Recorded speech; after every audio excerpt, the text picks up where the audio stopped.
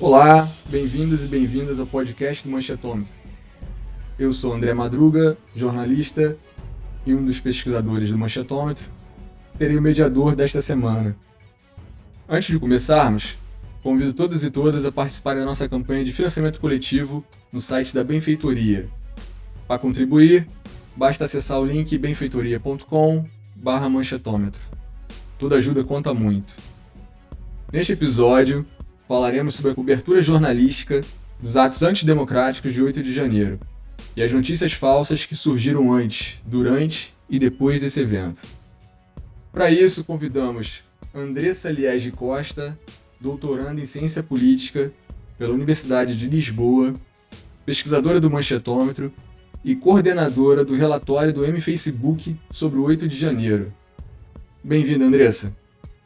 Obrigada, André. É sempre um prazer estar aqui no podcast para discutir essas questões. E obrigada pelo convite. E a doutoranda em Ciência Política e pesquisadora do Manchetômetro, Luísa Medeiros. Bem-vinda, Luísa. Olá, André. Olá, Andressa. Muito obrigada pelo convite. É um prazer estar aqui de novo com vocês. Legal. Na última semana, o M-Facebook publicou um relatório analisando os atos antidemocráticos de 8 de janeiro. O relatório analisou o antes, o durante e o depois desse dia, com diversos exemplos de publicação do período. Andressa, começando com você. O relatório apresenta uma narrativa importante de que o 8 de janeiro foi um evento que estava sendo convocado por diversos perfis de extrema-direita. A extrema-direita também conseguiu disputar muito a narrativa no pós-evento. Mas durante o 8 de janeiro em si, o principal personagem foi o presidente Lula, que conseguiu concentrar todas as atenções em seu pronunciamento. Como você avalia essa disputa de narrativas, principalmente sobre o 8 de janeiro? Então, o projeto M-Facebook está dentro do Manchetômetro, e nele a gente analisa uma amostra com as principais páginas de uma série de grupos. Então a gente inclui mídia tradicional, alternativa, figuras políticas, os parlamentares, entre uma outra série, e produz relatórios que já têm alguns anos.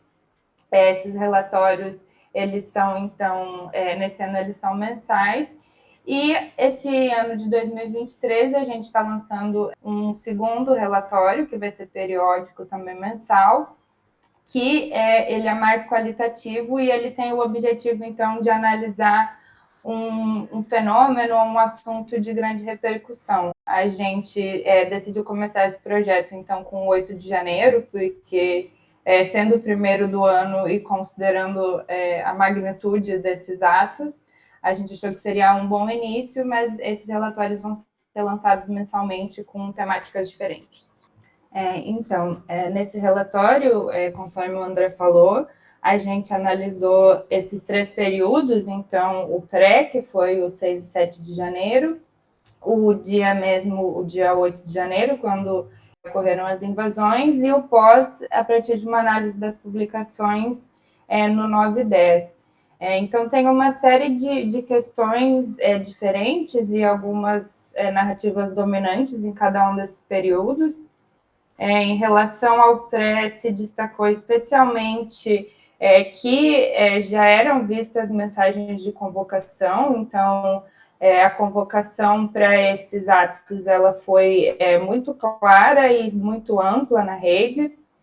Então, ela aconteceu tanto com uma convocação direta, inclusive a gente encontrou até umas mensagens chamando para caravanas para irem a Brasília, quanto de uma forma um pouco menos direta, mostrando essas pessoas chegando ao QG e sempre retratando como grandes multidões e querendo passar essa imagem de que o apoio a Bolsonaro continuava, apesar de terem já começado o desmonte de alguns acampamentos. Em relação ao dia, então foi quando teve um grande volume de mensagens, especialmente no dia 8 no dia, e ainda mais no dia 9, que foi no dia seguinte. Durante o dia, primeiro, nessa mesma lógica de as convocações estarem presentes em publicações abertas dentro da rede, Durante o dia dos atos também teve diversas lives e transmissões ao vivo do evento.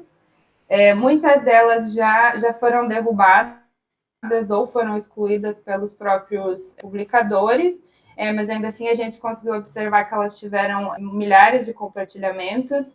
Só entre as principais mais compartilhadas tinham umas que chegavam a 50 mil, então essa convocação e essas lives sobre o que estava acontecendo, elas circularam muito na rede até serem retiradas. E depois começa, então, esse balanço de narrativas, primeiramente vem por parte da esquerda e também da sociedade em geral, porque foi um evento muito impactante. Então, a posição geral foi de condenação do que tinha acontecido.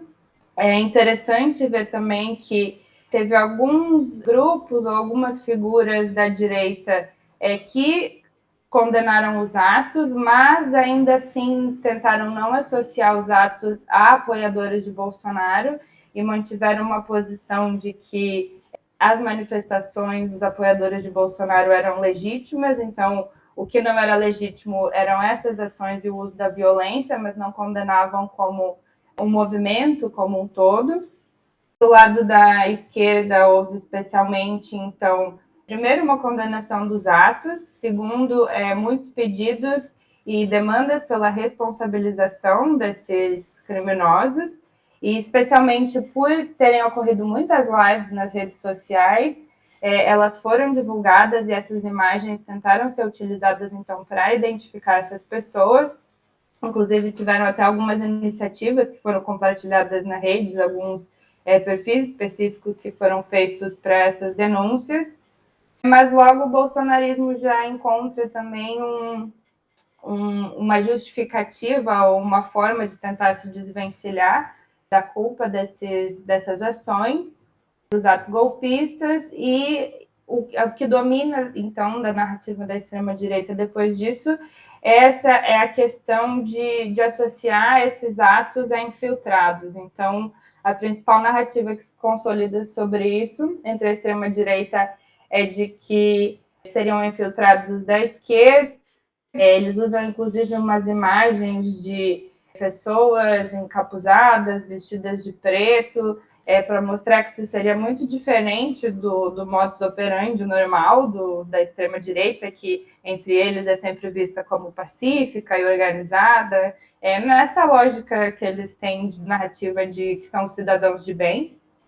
E isso se acentua ainda mais no pós, a partir de uma notícia de que a ABIN teria alertado o governo sobre o risco desses atos acontecerem. Então, eles usam essa notícia para reforçar essa narrativa, dizendo que não só foram os infiltrados, mas foram os infiltrados com o conluio do governo, que já sabia que isso iria acontecer e arquitetou isso, então, para criminalizar esses protestos, essas manifestações legítimas do movimento bolsonarista.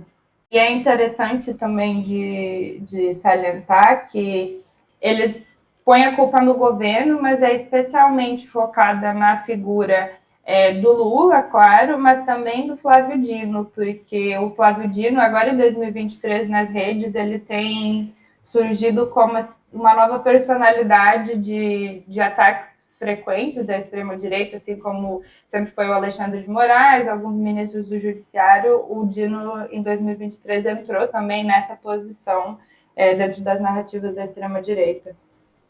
O Dino se cacifou, né? Pode ser até um pré-candidato aí. Luísa, quer comentar sobre? Eu acho que seria importante mencionar também o comportamento das plataformas digitais frente aos questionamentos que surgiram depois dos atos antidemocráticos em Brasília, né? Eu estava vendo aqui que pesquisadores do Some of Us, que é uma organização internacional, eles identificaram que tanto a Meta, que é do Facebook e Instagram, como a Google, que é do YouTube, eles facilitaram, como a Andressa falou ainda há pouco, transmissões ao vivo, lives desses ataques do 8 de janeiro. Mesmo depois dos atos, um outro estudo também, conduzido pelo NetLab da UFRJ, mostrou que a Meta continuou permitindo por um tempo a veiculação de anúncios golpistas. Estou aqui com os dados de novembro do ano passado a janeiro desse ano, foram pelo menos 185 conteúdos questionando as eleições, atacando instituições, esses conteúdos impulsionados pelo Facebook, no Instagram, com o consentimento da empresa. Então, uma característica importante que dificulta a retirada desses conteúdos é justamente o caráter multiplataforma da circulação desses conteúdos, né? Porque quando tem uma decisão judicial para retirar o conteúdo de uma plataforma, esse conteúdo já está circulando em muitas outras, já tem milhares, às vezes milhões de visualizações, então é necessária uma agilidade, uma estratégia para lidar com isso também. Agora, uma decisão importante que nós tivemos, por exemplo, foi quando a Justiça determinou que a Google Brasil, que é proprietária do YouTube, ela estava obrigada a preservar mais de 2.000 vídeos da Jovem Pan, do canal da Jovem Pan, que continham material desinformativo, informações falsas, porque a estratégia da Jovem Pan, por exemplo, era de apagar esses conteúdos que foram denunciados ou modificar títulos, imagens, como o Sleeping Giant já denunciou. Vamos lá, Luísa. Vamos falar um pouco sobre notícias falsas que a gente teve no período. Principalmente do papel das empresas de jornalismo, como a Jovem Pan, cobriram e apoiaram essas manifestações golpistas. Como você avalia uma empresa que possui concessão pública, dona de rádio também, né, apoiando os atos antidemocráticos?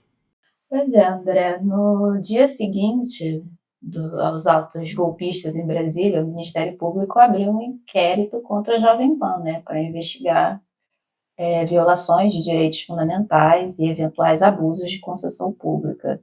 As acusações: veiculação de desinformação sobre o funcionamento das instituições brasileiras, veiculação de conteúdos com potencial de incitar a violência e também incentivo aos atos antidemocráticos. Então, estando submetida ao regime de concessão pública, a Jovem Pan e todas as outras empresas que atuam dentro desse regime precisam respeitar uma série de regras, como atender a princípios de preferência a finalidades educativas, artísticas, culturais, informativas, e o entendimento foi de que a Jovem Pan violou essas regras. Por exemplo, quando a Ana Paula Henkel, ela afirmou naquele programa Pingo nos Is... Ex-jogadora de vôlei. Isso. Ela afirmou que não é possível saber se houve fraude porque não existe o voto físico. Outro exemplo foi o Rodrigo Constantino, na Jovem Pan News, quando ele falou que o presidente da República, eleito pelas urnas, não seria legítimo. Teve também um outro episódio que o Ministério Público identificou uma defesa expressa para que as Forças Armadas destituíssem os ministros do Supremo. Então, além disso, nós temos também outra questão, né, os algoritmos. Né, uma pesquisa também feita em setembro do ano passado pelo NetLab, da UFRJ, mostrou como o YouTube privilegiava o conteúdo da Jovem Pan em detrimento de outras fontes de informação, de outros veículos. Assim, a pesquisa também mostrou que o algoritmo do YouTube favorecia conteúdos pró-Bolsonaro. Os pesquisadores viram que muitos conteúdos da Jovem Pan apareciam logo assim na primeira página do YouTube. Então, falar do alcance de veículos como a Jovem Pan também significa olhar para que tipo de conteúdo os algoritmos dessas plataformas estão privilegiando. E uma das demandas, se a gente for pensar em termos de regulação das plataformas, é justamente a transparência, porque hoje os critérios desses algoritmos, em termos de distribuição de conteúdo, ainda são muito pouco claros para o usuário. E tanto Ana Paula quanto Constantino foram demitidos pouco tempo depois, né? Exatamente, teve troca da diretoria da Jovem Pan também, da presidência, rolou uma dança das cadeiras ali, que geralmente é temporária, né? Pouco tempo depois eles costumam voltar. Andressa, agora para você, como você avalia o silenciamento do Bolsonaro inicial sobre esse tema? Você acredita que ele tem perdido força junto aos seus apoiadores? Ou a gente pode concluir que a lógica não é tão fácil assim para explicar a relação dele com os bolsonaristas? Então, o Bolsonaro, na verdade, o sumiço dele não só depois disso, mas desde que ele foi para os Estados Unidos no final de dezembro, já deixou um certo vácuo nessa questão dele como a figura de liderança nas redes, mas mesmo agora a gente falou da Jovem Pan, a gente sabe que o bolsonarismo nas redes sociais ele não depende da figura do Bolsonaro unicamente, tem todos esses braços, como a própria Jovem Pan. No caso da Jovem Pan mesmo, essa narrativa dos infiltrados, que surgiu depois do 8 de janeiro, ela já tinha aparecido quando ocorreu a diplomação do Lula, em 12 de dezembro, e teve aqueles incidentes em frente à Polícia Federal em Brasília, com a prisão do cacique Sererê. Essa narrativa dos infiltrados já tinha aparecido lá e ela, na verdade, foi reutilizada agora no 8 de janeiro, no mesmo sentido, de que não eram manifestantes bolsonaristas, mas eram infiltrados.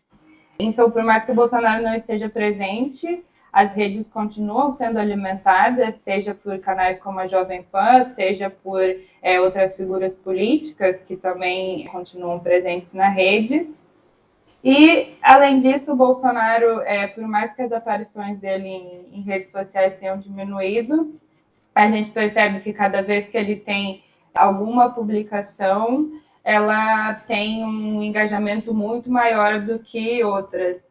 Mesmo no relatório, a gente comparou.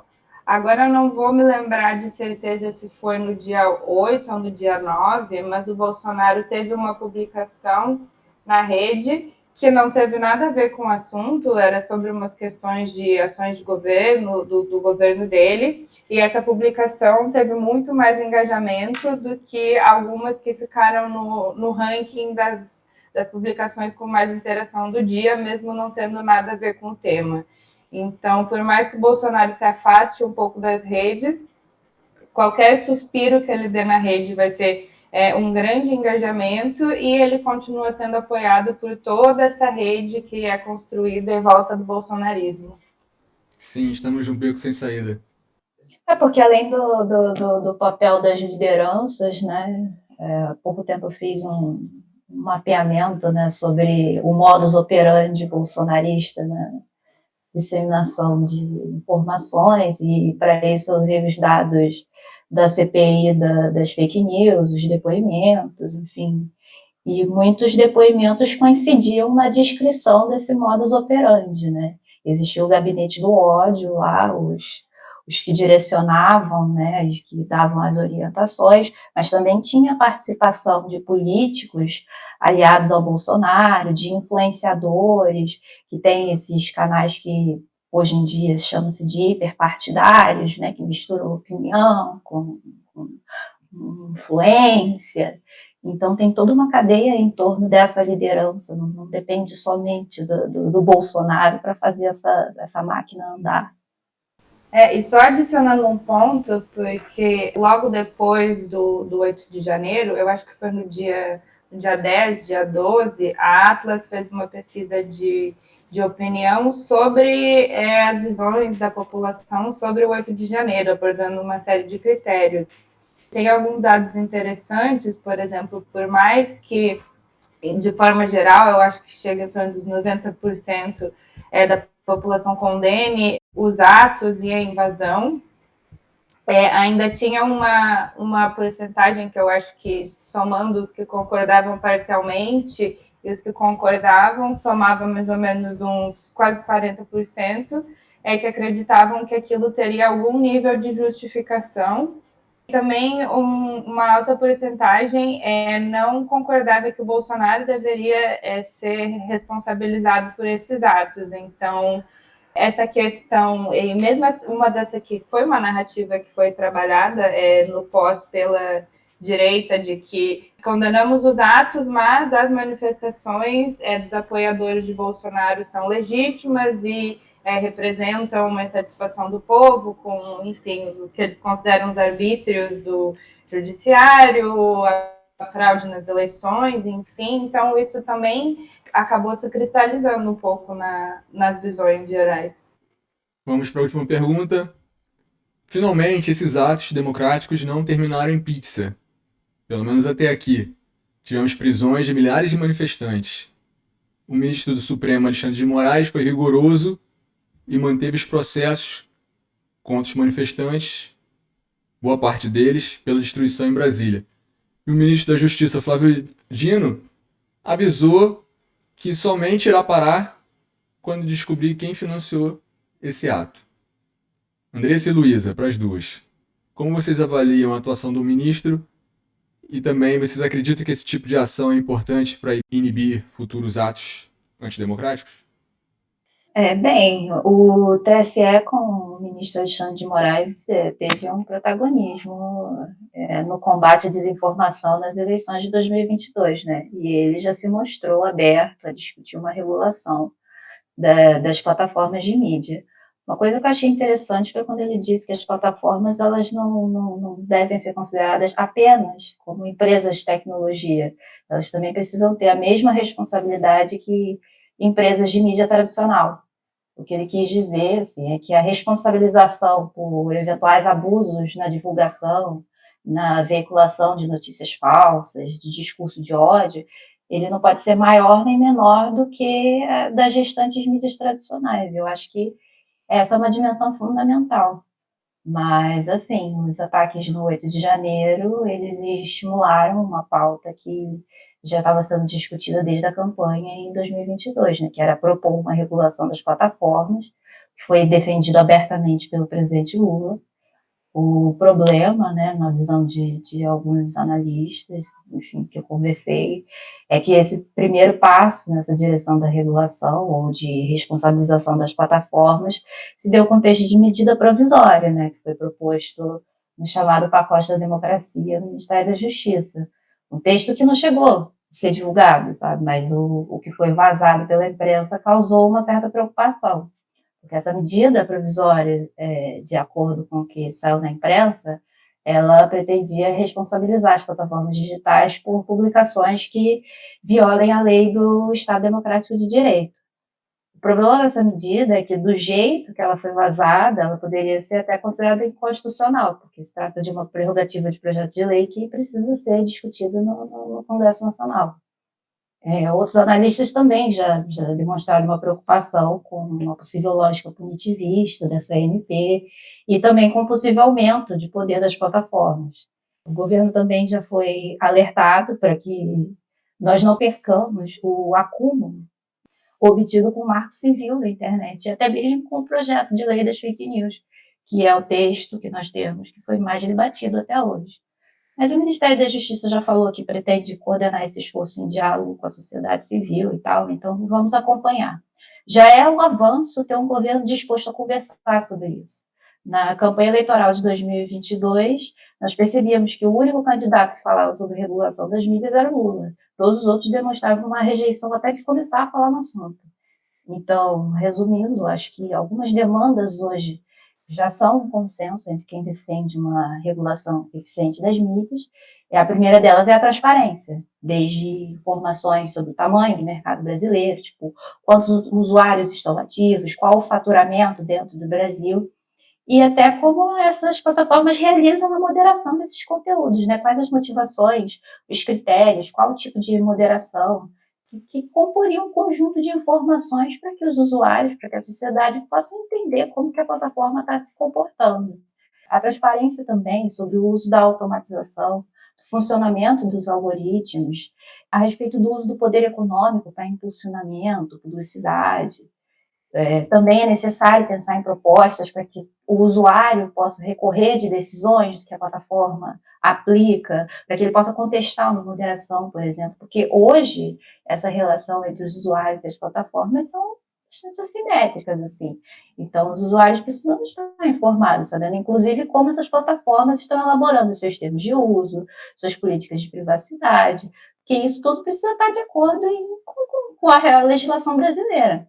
Agora, países da Europa já começaram a discutir como essas empresas que atuam no lucro nos mercados nacionais, mas não pagam impostos nos países, não respondem à legislação desses países. Como assim? Se essas empresas atuam no mercado brasileiro, por exemplo, elas precisariam responder de alguma forma à legislação nacional. Enfim, mas todas essas são discussões que estão em andamento. Andressa. Complementando, então, é o que a Luísa já falou, essa questão de trazer o debate sobre a regulação das redes sociais. Nesse momento também é bastante interessante, porque, querendo ou não, assim como em 2018 a questão das fake news se tornou um fenômeno mais visível pela sociedade, que conseguiu pelo menos entender minimamente a dimensão e o poder que tem as fake news nas redes sociais. Talvez com esse acontecimento, junto com esse debate sobre o papel das plataformas e todas as consequências que isso podem ter, espero que também consiga trazer essa noção e uma maior compreensão da sociedade no geral sobre as consequências que podem ter um uso mais desregulado dessas plataformas. Na questão da responsabilização dos participantes também é muito importante, porque, dada a gravidade dos atos e a quantidade de pessoas envolvidas, então isso também é muito importante. E só trazer aqui também o contraponto do uso da extrema-direita em relação a essas ações que foram tomadas, então, para responsabilização. Porque a extrema-direita nunca dorme nas narrativas na rede, então isso também foi trazido como uma perseguição ao segmento, seja pelas condições que a extrema-direita alegou que pela perseguição política, os responsáveis seriam, então, presos políticos, que teriam sido mantidos em más condições, em condições desumanas, sem direitos.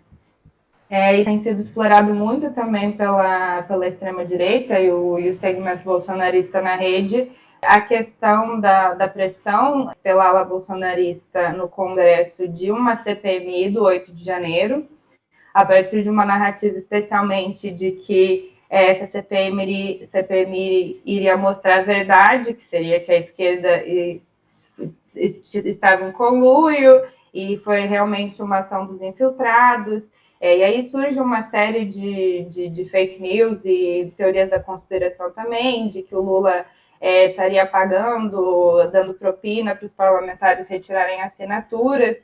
Então, por mais que tenha esse desaparecimento um pouco maior do Bolsonaro na rede e todas essas questões, como eu tinha mencionado, o bolsonarismo continua funcionando, inclusive em relação ao 8 de janeiro, que apesar de ter sido algo que aconteceu já vai fazer 3 meses, continua, especialmente hoje em dia e mais recentemente, por essa pauta da CPMI, continua uma agenda muito ativa dentro do segmento bolsonarista das redes.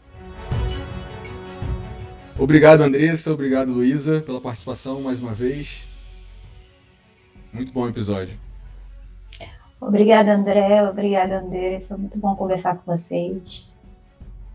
Obrigada, André. Obrigada, Luísa, pela discussão. É sempre um prazer estar aqui no podcast. Obrigada, pessoal. Lembrar todo mundo de acessar o site do Manchetômetro para conferir o relatório de janeiro. E para mais informação, siga a gente nas nossas redes e no manchetômetro.com.br. Se você reconhece que a democratização da mídia é fundamental para a nossa democracia, apoie a campanha de financiamento coletivo do Manchetômetro. benfeitoria.com/manchetômetro. Obrigado e até o próximo episódio.